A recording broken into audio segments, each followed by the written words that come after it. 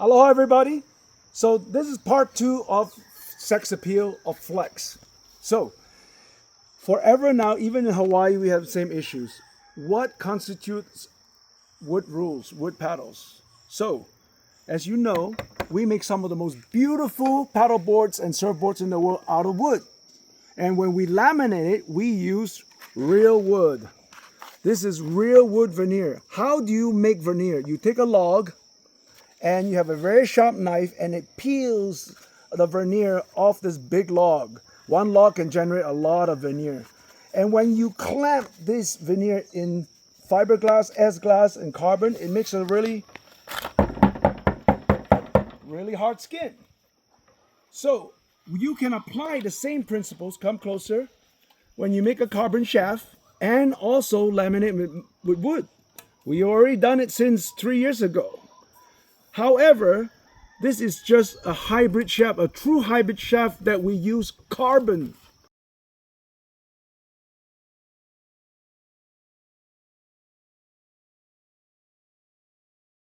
This, as many of you who have these kind of bamboo shafts, you know they kind of tend to wear out, break, water damage after 2 years. This will never get water damage because it's not with a porous fiberglass. It's done in a stainless steel mold, 3,000 psi, 3 tons of pressure to compress it. And therein lies the difference. And we are all about authentic stuff. As you can see, authentic carbon, or we're gonna do all wood. Yes? So we don't do, well, we haven't decided to do this yet. Come closer. Yeah, you can see the transition. You can see the little bump that wood adds an additional thickness to it. It's very small. You can even feel it. We can easily do this. But in Hawaii, we do not want to pretend. The Hawaii rules are what they call visible wood to qualify for HCRA or racing rules, right? Yes, we can do that too. So the blades that are bamboo, first of all, bamboo is not a wood. It's a grass, right?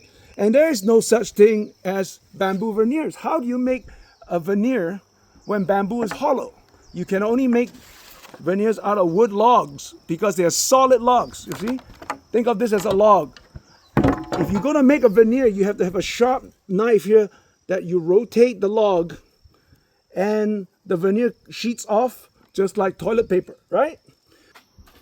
This white stuff, it's called fiberglass, yeah? So this will never break.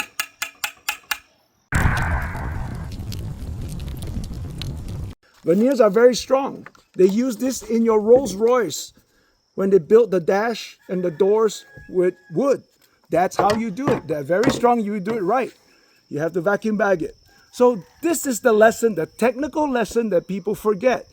Don't listen to fairy tales, right?